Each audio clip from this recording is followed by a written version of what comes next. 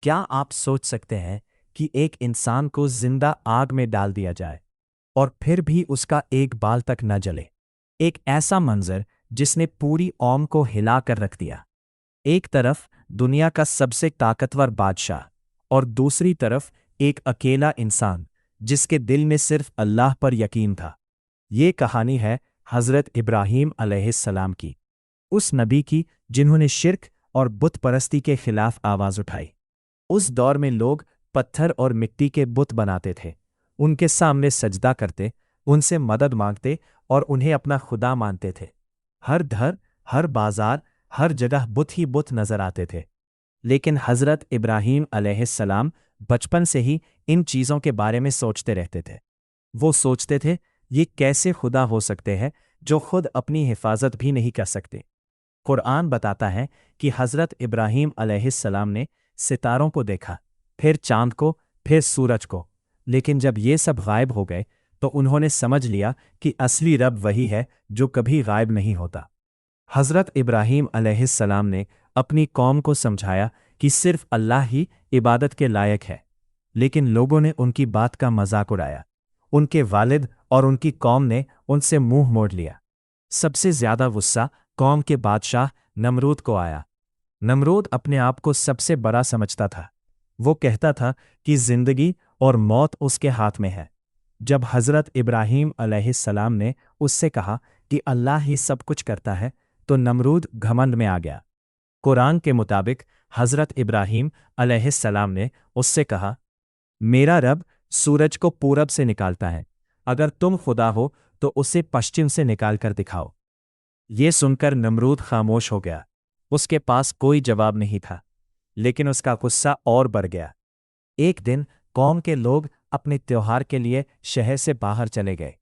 حضرت ابراہیم علیہ السلام نے اس موقع کا استعمال کیا۔ وہ اس جگہ گئے جہاں بت رکھے ہوئے تھے۔ وہاں بہت سارے بت کھڑے تھے اور لوگ ان کے لیے کھانا اور نذرانہ رکھ کر گئے تھے۔ حضرت ابراہیم علیہ السلام نے ان بتوں سے کہا، تم کھاتے کیوں نہیں؟ تم بولتے کیوں نہیں؟ لیکن وہ بت بالکل خاموش رہے۔ پھر حضرت ابراہیم علیہ السلام نے ایک کلہاڑی اٹھائی اور سارے چھوٹے بت توڑ دیے، صرف سب سے بڑا بت چھوڑ دیا اور کلہاڑی اس کے کندھے پر لٹکا دی۔ جب لوگ واپس آئے اور انہوں نے اپنے بتوں کو ٹوٹا ہوا دیکھا تو پورا شہر غصے سے بھر گیا۔ ہر طرف ایک ہی سوال تھا، ہمارے خداؤں کے ساتھ یہ کس نے کیا؟ کچھ لوگوں نے کہا، ہم نے ایک جوان کو ان بتوں کے بارے میں باتیں کرتے سنا تھا، اس کا نام ابراہیم ہے۔ حضرت ابراہیم علیہ السلام کو سب کے سامنے لایا گیا۔ انہوں نے پوچھا، ابراہیم، کیا تم نے ہمارے خداؤں کے ساتھ یہی کیا؟ حضرت ابراہیم علیہ السلام نے جواب دیا، شاید یہ کام اس بڑے بت نے کیا ہو، اگر یہ بول سکتا ہے تو اسی سے پوچھ لو۔ یہ سن کر لوگ کچھ دیر کے لیے خاموش ہو گئے۔ انہیں احساس ہوا کہ یہ بت کچھ نہیں کر سکتے، نہ یہ بول سکتے ہیں، نہ اپنی حفاظت کر سکتے ہیں۔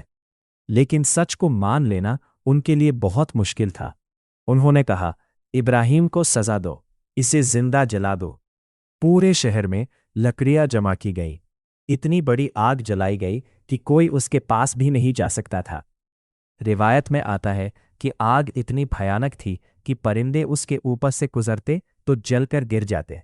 حضرت ابراہیم علیہ السلام کو رسیوں سے باندھ دیا گیا۔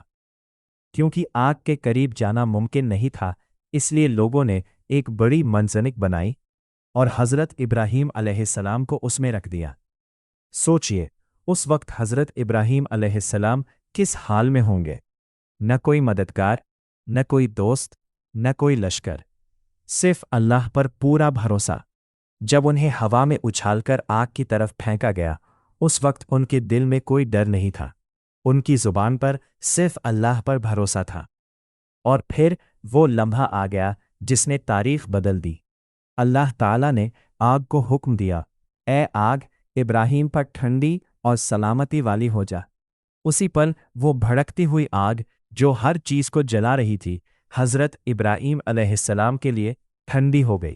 نہ ان کا جسم جنا، نہ کپڑے، نہ ایک بال۔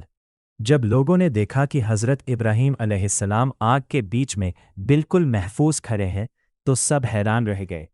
یہ کوئی جادو نہیں تھا، یہ اللہ کی قدرت تھی۔